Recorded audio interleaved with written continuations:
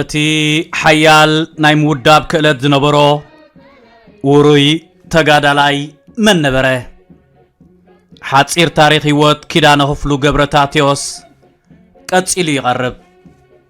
ኣብ ከባቢ 1941 ናብ ከተማ መንደፈራ ናይ ሕጂ ዞባ ደቡብ ናይ ቀደም አውራጃ ሰራየ ወረዳ ማይ ተኸላ ካብ ኣቦኡ ኣቶ ክፍሉ ገብረታቴዎስ ኣዲኡ ወይዘሮ ጽርሃ ረዳን ከም ዝተወልደ ዝንገረሉ ናይ መጀመርያ ስሙ ከበደ ናይ ድሓር ስሙ ኪዳነ መቦቆል ዓዱ ማእዶ ኣብ ትበሃል ካብ መንደፈራ ንሸነኽ ደቡባዊ ምብራቕ 10 ኪሎ ሜትር ርሒቓ ኣብ ትርከብ ዓዲ እዩ። ኪዳነ ሓደ ሓዉ ጥራሕ ነይርዎ።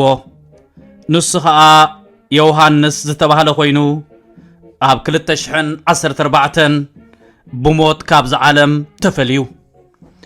ኣብ ንኡስ ዕድሚኡ ወላዲኡ ብሞት ዝተፈልይዎ ኪዳነ ምስ ሓዊ ዮሃንስ ዘኽቲሞም እዮም ዓብዮም። ይኹን እምበር ዝኽትምናኡ ካብ ትምህርቲ ይኹን ካብ ትድሒሩ ዝንቀሳቐሰሉ ዝነበረን ዘበርከቶ ገዚፍ ታሪክ ንምብርካት ኣይዓገቶን። ኪዳነ ግዜ ቁልዕነቱ ኣብ ከተማ መንደፈራ ይሕሊፍዎ። ክሳዕ 8ይ ክፍሊ ኣብ መንደፈራ መባእታ ኣብ ፒፖ ማእከላይ ደረጃ ኣብ ሳንጀርጆ ድሕሪ ምምሃር ናብ ኣስመራ ኸይዱ ኣብ ቤት ትምህርቲ ካልኣይ ደረጃ ቀዳማዊ ሃይለ ስላሴ ማለት ቀሃዝ ተመዝገበ። እቲ ቤት ትምህርቲ ኣብቲ እዋንቲ ኣብ ጥቓቃኞ ማለት ወታደራዊ ማዓስከር ኣሜሪካ ይተደኪኑ ነይሩ። ቀሃዝ ኣብ ሱሳታት ኣብ ፖለቲካ ኤርትራ ንጡፋት ዝነበሩ ዓበይቲ ሰባት ከም በዓል ትኩ ይሕደጎ፣ ዶክተር ፍጹም ገብረስላሴ፣ ኣሕመድ ናስር፣ ዓንደ ሚካኤል ካሕሳይ፣ ካፕቴን መብራህቱ ተወልደ መድህንን እዚ ሕጂ ንዛረበሉ ዘለና በዓል ታሪክ ኪዳነ ክፍሉን ካልኦትን ዘምሃረ ቤት ትምህርቲ እዩ። ኣብ ዳሕራይ ክሳዕ ደረጃ ሚኒስተር በፂሑ ዝነበረ ናይ ዝጉ ክፍሉ ንኪዳነ ኣብ ከተማ መንደፈራ ጽቡቕ ገይሩ ከም ዝዝክሮን መፀውዒ ስሙ ከበደ ከም ዝነበረ ሳጉኡ ከበዶም ስም ጥምቀቱ ከዓ ኪዳነ ይበሃል ከም ዝነበረን በሊሕን ለባምን ኣብ ትምህርቲ ቀዳማይ ብልጫ ዘይሓልፎ ነትሕትኡ ዝመሃሩ ተመሃሮ ዘረድእ ጻዕራምን ሓላይን ንወላዲቱ ክሕግዝ ከዓ ኣዕሪፉ ዘይፈልጥ ብምባል ምስ ኢሳያስ ብሎግ ማለት ኢሳያስ ተስፋ ማርያም ዝገበሮ ቃለ መሕተት ይጠቅስ። ናይ ዝግወሲኹ ኪዳነ ኣዝዩ ትኩርን ዓቃልን ሰብ ነይሩ። ኣብ ዝኾነ ዝገብሮ ዝነበረ ንጥፈታት ብህድኣትን ብሓባራዊ መንፈስን እዩ ዝቐርበናን ዝመኽረናን ዝነበረ። ኣብ መንጎ ነቲ ዘቕረቦ ሓሳባት ዘይተቐበለ ሰብ ምስ ዝህሉ ነቲ ሓሳብ ኣሚኑ ክሳዕ ዝቕበሎ ከይተሓለሎ እዩ ዝፅዕረሉ ነይሩ። ኣብ ዓዲ ወግሪ ይኹን ኣብ ቀዳማዊ ሃይለ ስላሴ ዩኒቨርሲቲ ኣብ ኣዲስ ኣበባ ኣብ ዝነበረሉ ግዜ ልዑል ወኒ ሃገራውነት እዩ ነይርዎ።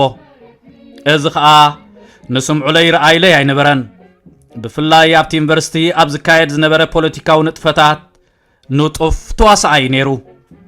ኣብ ልዕሊ ኣዲኡ ዝነበሮ ፍቕሪ መዳርግቲ ነበሮን።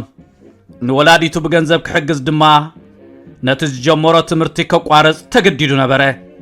ብተወሳኺ ንዝነበሮ ልዑል ተሳትፎ ኣብ ፖለቲካዊ ነጥፈታት ኣብ ግምት ብምእታው ስራሕ ክጅምር ብምውሳን ኣብ ኩባንያ ኣጅብ ሞቢል ድማ ስራሕ ጀሚሩ ነይሩ።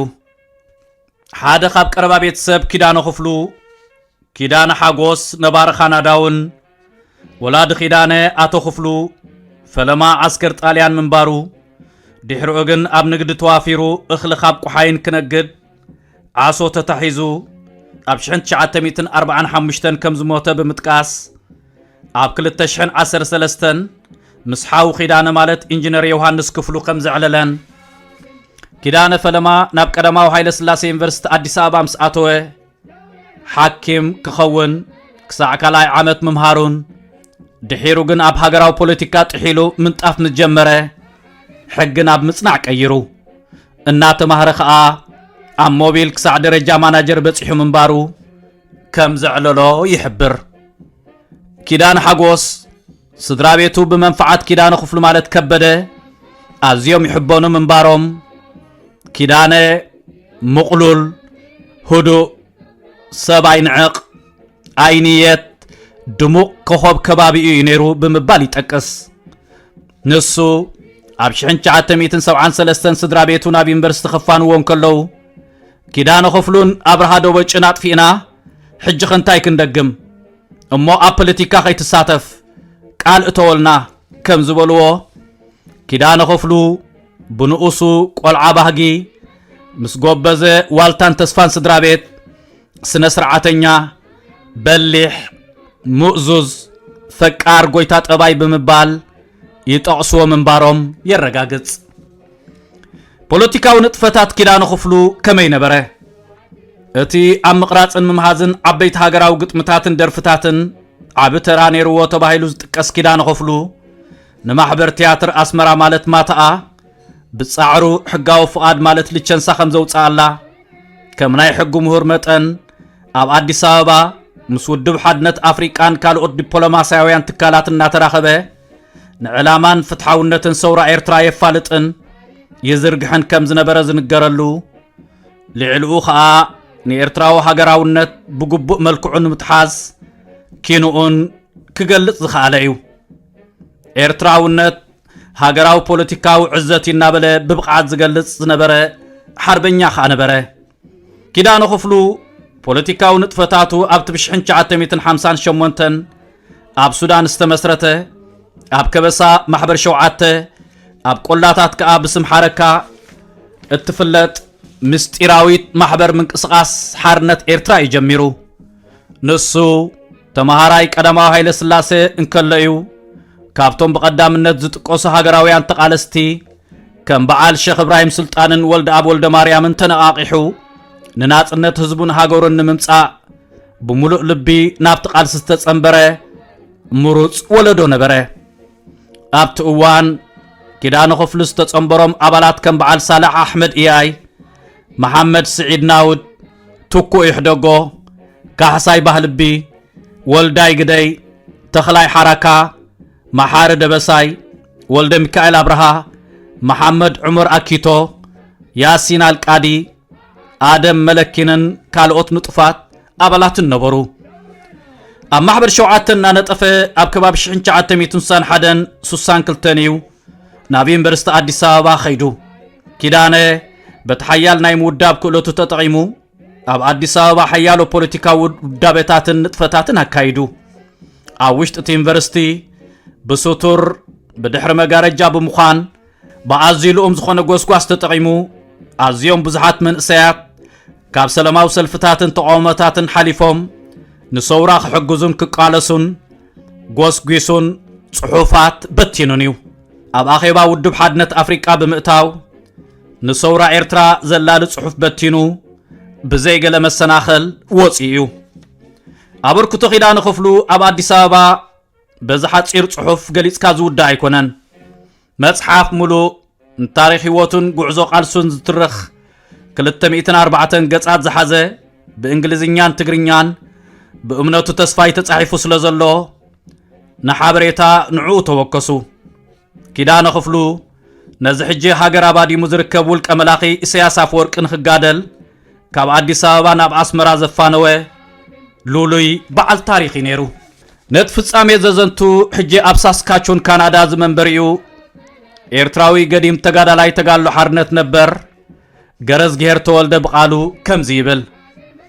ኣብ ናይ ተምሃሮ ምንቅስቓስ 1965 ክሳዕ 1967 ዝብል ጽሑፈይ ከም ዝገለጽክዎ ንናይ ሎሚ ዲክታቶር ኢሳያስ ኣፈወርቂ ክምለስ የብሉን ንኽስለፍ ሓግዝዎ ኢሉ መልእኽቲ ዝሰደደልና ስውእ ኪዳነ ክፍሉ ምንባሩ ጠቒሰ ነይረ። እዚ ሓደ ካብቲ ናይቲ ሽዑ ተረኽቦታት ገድሊ ይብል። ነዛ ፍጻሜ ወልደስ ዓማር ኣብ መጽሓፉ ተምሃሮ ኣብ ቃልሲ ገጽ 110 ንኢሳያስ አፈወርቂ ብዕለት 19 ጥቅምቲ 1966 ብጎንደር አቢሉ በአውቶቡስ አስመራ ክኸይድ ሶኒ መዓልቲ ከም ዘፋነዎ ጠቂስዎ ይርከብ።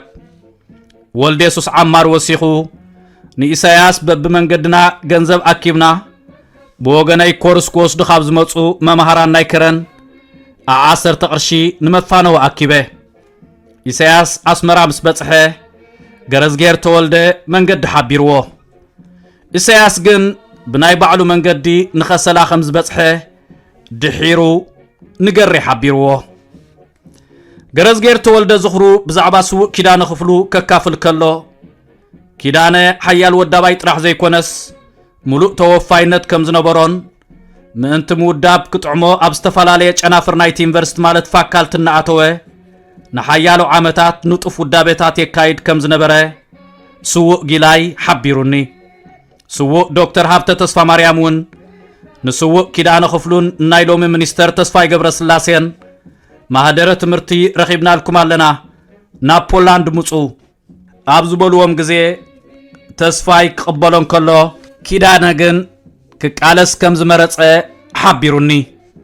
እዚ ድማ ምርኣያ ናይ ሙሉእ ተወፋይነት እዩ።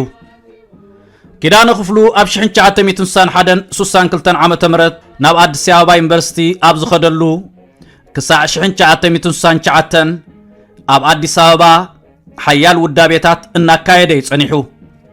ኣብ 1969 ዓመተ ምህረት ግን ፖሊስ ኢትዮጵያ ንናይ ገለ ኣባላት ማሕበር 7 ኣስማት ምስ ረኸቡ ነተን ዝነበራ ምስጢራውያን ዋህየታት ከቃልዕዎን ክኢሎም ነዚ ዝግበር ዝነበረ ማእሰርቲ ንምብታኽን ንሓድሕድካ ንዘይምልኽኻምን ብዝብል ውሳኔ እዩ ድማ ኪዳነ ምስ ናይ ሕጂ ሚኒስተር ተስፋይ ገብረስላሴ ካብ ኣዲስ ኣበባ ካብ ማእሰርቲ ሃዲሞም።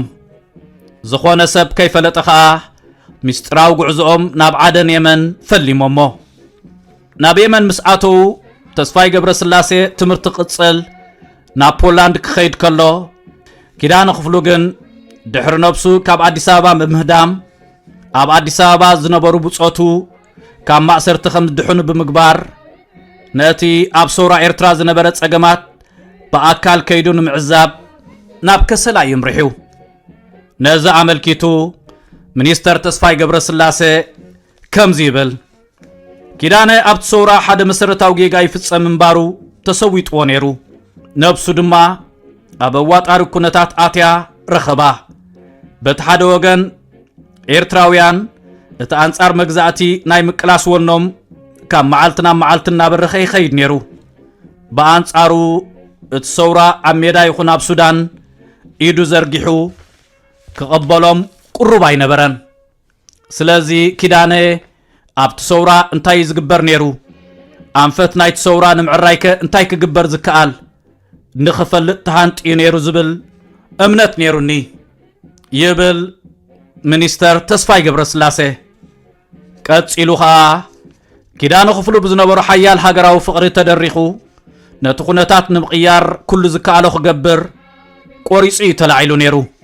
ድሮ እውን ኣብ ኢትዮጵያ፣ ኣውሮፓ፣ ኣሜሪካን ማእከላይ ምብራቕን ናቱ መርበባት ወይ ርክባት ፈጢሩ ነይሩ እዩ።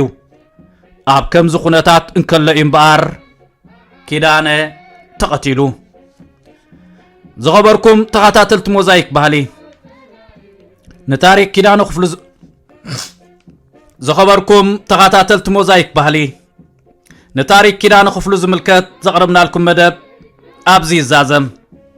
ኣብ ዝቕጽል መደብ ኪዳነ ክፍሉ ምስ ኣሜሪካዊ ጋዜጠኛ ጃክ ክሬመር 4 ወርሒ ቅድሚ ምቕታሉ ዝተፀሓሓፍዎ ደብዳቤ ከምኡውን ምስ ሓርበኛ ወልደ ማርያም ናብ ግብፂ ዝተፀሓሓፍዎን ካልእን ጽሑፋት ሒዝና ክንቀርብ ኢና።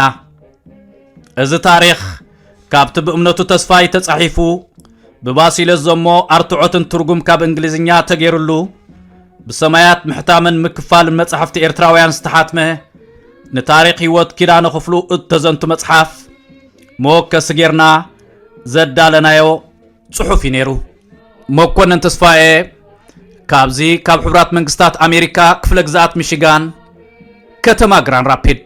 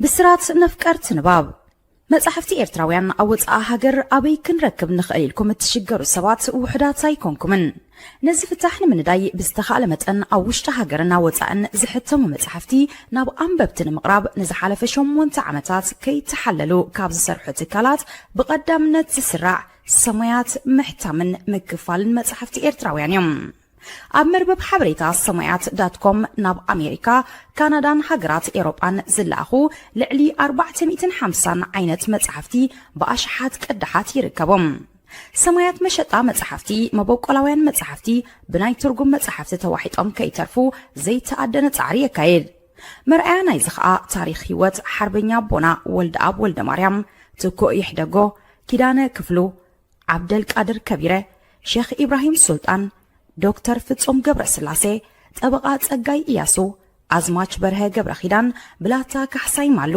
ጀነራል አማን ዓንዶም ብርሃና ብጸልማት ወዘተ ዝኣመሰሉ ልዕሊ 35 መበቆላውያን መጽሓፍ ተሕቲሙ ኣብ ምክፍፋል ይርከባሎም ሰማያት መሸጣ መጽሐፍቲ ዝርግሐ መጽሐፍትን ምድንፋዕ ንቕሓት ኤርትራውያን ክብን ምባልን ንኤርትራውያን ጸሓፍትን ደረስትን ምትብዓን ኣብ መላእ ዓለም ምስ ዝርከቡ ኣብ ምሻጥን ምክፍፋልን መጽሐፍቲ ኤርትራውያን ዝነጥፉ ውልቀ ሰባትን ትካላትን ተረዳዲኡ እናሰርሐ ንዕብየት ስነ ጽሑፍ ሃገርና መሪሕ ተራ ምጽዋት ይርከብ ናይ ቅድምን ሓድሽ መጽሐፍትን ምርካብ ምርጫኹም ኣብ ሕቡራት መንግስታት ኣሜሪካ ንዝመደበሩ ሰማያት መሸጣ መጽሐፍቲ ይኹን ምርጫኹም ዘዳለኹም መበቆላው ጽሑፋት ብመልክዕ መጽሐፍ ናብ ኣንበብትን ምቕራብ ሰማያት ምሕታምን ምክፋልን መጽሐፍትኹም ብዝደለኹም ዓይነት ወረቐትን ገበርን ብርትዓዋጋ ሕቲሙ ከረክበኩም ይኽእል ማኣስስ ጥራሕ صحفكم كإلا قنقا خحلفو حجز أرتعتن ندف جبرن زسرحلكم كإلاتات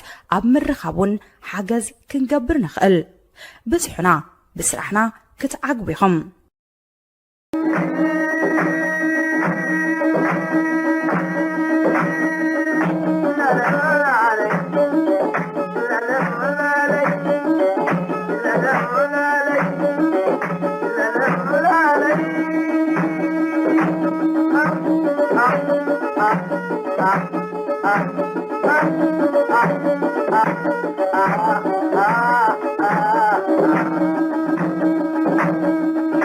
Thank you.